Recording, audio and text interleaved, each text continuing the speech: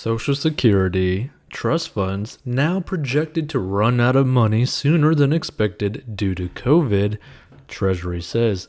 So the Social Security trust fund most Americans rely on for their retirement will run out of money in 12 years, 1 year sooner than expected according to an annual government report. So let's get right into this story because it could actually become a very big deal.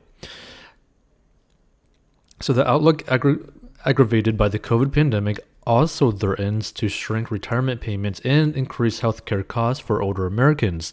The Treasury Department oversees two Social Security funds, the Old Age and Survivors Insurance and the Disability Insurance Trust Funds. Those programs are designed to provide a source of income, respectively, to former workers who have retired at the end of their careers or to those who cannot work due to a disability. Officials said that the Old Age and Survivors Trust Fund is now able to pay scheduled benefits until 2033, 1 year earlier than reported last year. The Disability Insurance Fund is estimated to be adequately funded through 2057, 8 years earlier than in the report published in 2020. So though the two funds are separate under law, the Treasury Department said the hypothetical combined funds would be able to pay scheduled benefits on a timely basis until 2034. So senior administration officials said in a press briefing Tuesday afternoon that a spike in deaths among retirement-age Americans in 2020 helped keep the program's costs lower than projected. They added that the ultimate long-term impact of the coronavirus is less clear as costs and revenues return to their extended forecasts. So the Treasury Department said it estimates the level of worker productivity and thus GDP is assumed to be permanently lowered by 1% even as they're projected to resume their pre-pandemic trajectories. Nevertheless, the financial outlook for Social Security and Medicare, two of the nation's preeminent safety net programs, has deteriorated over the past year as COVID hastened retirements and caused a contraction in the size of the U.S. labor force. Now, there is no change from last year's projection that the Medicare's hospital insurance fund would be depleted in 2026, and at that point, doctors, hospitals, and nursing homes would not receive their full compensation from Medicare, and patients would likely bear the responsibility for any cuts to coverage. The finances of both programs have been significantly affected by the pandemic and the recession of 2020, the Treasury Department said in materials released Tuesday. The combined effects of a dive in employment, interest rates, earnings, and GDP, as well as higher mortality for the next few years, all significantly impact the outlook of the programs. So in their entirety, the funds act as pillars upholding the retirement plans of tens of millions of Americans, current and future Americans, have for decades come to assume that the programs they spent years contributing to in payroll taxes would in turn provide for them. So the programs have become so popular that they are often dubbed the third rail of U.S. politics, simply too dangerous to touch. Treasury Secretary Janet Yellen struck that tone in a statement released Tuesday. Having strong Social Security and Medicare programs is essential in order to ensure a secure retirement for all Americans, especially for our most vulnerable populations, she said. The Biden-Harris administration is committed to safeguarding these programs and ensuring they continue to deliver economic security and health care to older Americans. The thing is, right, like this statement, if you end up checking this out and all that kind of stuff, right, is honestly complete bullshit, right? Because the thing that you got to understand, when they make claims like this or comments like this, you know it's bullshit based off what they've been doing for the past few months, which is continuously printing money, right? You are completely screwing over the retirement of people who cannot retire based off their own income because of the amount of money that you are printing, right? Like, it's just so ass backwards. And like just the whole financial system is like wouldn't you like take a step back and look at the financial system and how they think that you could just print money out of nothing, right? And think that they could keep doing that forever and ever and ever with like no, you know, complications is insane, right? Like you can't keep doing that. And you can see this in like cryptocurrency where people just keep printing like new coins. Well, guess what happens to the coins? It just keeps going lower and lower and lower in value to the point where it becomes pretty much useless, right? So it's just something to really think about.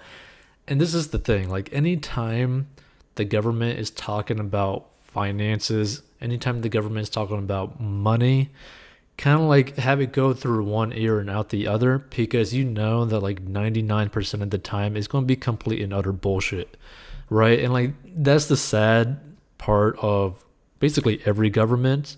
And the thing is, if you were to really think about it, right? The United States government, like the US dollar, is really only strong because it's not because it is backed technically by a strong military force. But with the rate that the military is going at right now, and where we are basically betraying our allies and abandoning countries and all this other stuff, like in printing money and just this nonstop cycle, it's probably going to get to the point where the US dollar is not actually going to be the worldwide currency, right, of trade, right? Because what are we going to end up offering, or what are we going to basically have to support the US dollar as the main currency, right? Like, I would not be surprised if another country ends up making their own currency as the world currency. Now that is like more of like a conspiracy kind of situation, but at the same time, it's not really that out there to think that way. Just with the track that the US is going on, that like pretty much everything is like steadily starting to go downhill, right? Like you can't continuously increase our debt, right? And this is the sad thing, right? Like this country could make so much money drilling for oil in Alaska, drilling for oil in Texas, drilling oil in like, you know, in the seas. Now again, you know, there's like some like climate issues, you know, wilderness issues, like wildlife issues that could potentially rise from that as well. But the thing is, you also got to think about it. Okay, are they willing to buy oil from basically countries that are doing some really shady stuff that don't care about pollution? Or are you going to want to do that in your own country where you could then regulate it and tax it? So it's just something to really think about. Like this is the thing, right? It's like no matter what issue you end up talking about or anything that you're trying to like deal with, if it's not done worldwide, there's almost like no point, right? Because there's always going to be another country or another state or another county that's going to do basically the exact opposite of what you're wanting, and vice versa for basically any issue, which is, you know, crazy when you really think about it. So the future of the model is now in the middle of a slow-moving crisis. Within the past 2 years, the program has started to draw down its assets in order to pay retirees all benefits promised. In other words, Social Security's costs in the form of monthly payments to retirees now exceed the income it takes in from U.S. workers. Projected to soon consistently operate in the red, the program's reserve fund would be depleted around 2033. So if Congress does not act by that time, Social Security law would cut benefit checks for retirees by about 20% across the board, which is insane, okay? So for a demographic that has planned on those payments and usually has few other avenues of income, a 20% reduction could prove disastrous and threaten to throw many Americans into poverty. So Social Security has long known it faces a simple math problem. With thousands of baby boomers retiring every day, there's an insufficient number of younger people entering the workforce to offset the cost. To make matters worse, Americans' life expectancy is increasing and birth rates are declining. By Social Security estimates, the number of Americans 65 or older will increase to more than 79 million by 2035, up from the current 54 million, according to census data. Meanwhile, the number of births in the U.S. declined last year by 4% from 2019, double the average annual rate of decline of 2% since 2014, the CDC said in May. So the U.S. birth rate is now so low that the nation is below replacement levels, meaning more people die every day than are being born, the CDC said. And here's the thing, like this last part is not really that surprising when you think about the way that the culture has been going for the past few years, right? Like the more like woke the culture ends up getting, the less kids you're going to end up having, right? Which in then turn is going to lead to a worst case scenario later down the line when it comes to Social Security, in a sense, because when you have less kids that are paying less taxes, guess what? The older generation is going to get screwed, right? Because basically, the Social Security system is basically the largest Ponzi scheme in the world. Like, just think about that for a second. You're literally having people pay into a system to get more people to go into the system, to pay for that system, and keep going on. And it only lasts, because you're not really offering like an actual product, it only lasts as long as you keep getting more and more people into the system, meaning paying taxes, right? So if you don't have enough people paying taxes, if you don't have enough people coming in to pay taxes, guess what? All of it comes crashing down like a Bernie Madoff situation, and basically everyone's screwed, right? But here's the thing.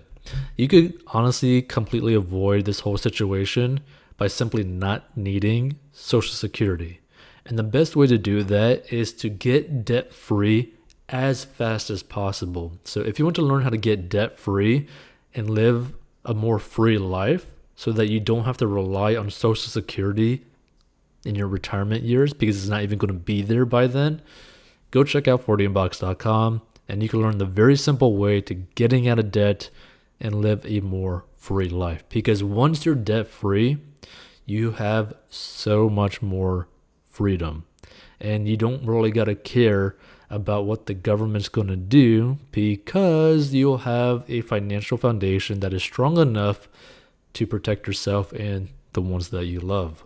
So we'll see you in future episodes. Feel free to share this with someone who needs to see this, because no one should try to rely on Social Security and no one should try to rely on the government in protecting them, right? The government is not going to save you. The only one that can save you is you. Like, you're the only thing that you can actually control, right? You can control your actions. You can control what you do every day. And a part of that is being able to pay off your debt, making more money, spending less money, so that you can get into a situation where you will not have to rely on government handouts, because most likely those handouts are not going to be enough or not even exist by the time you get to that point in your life.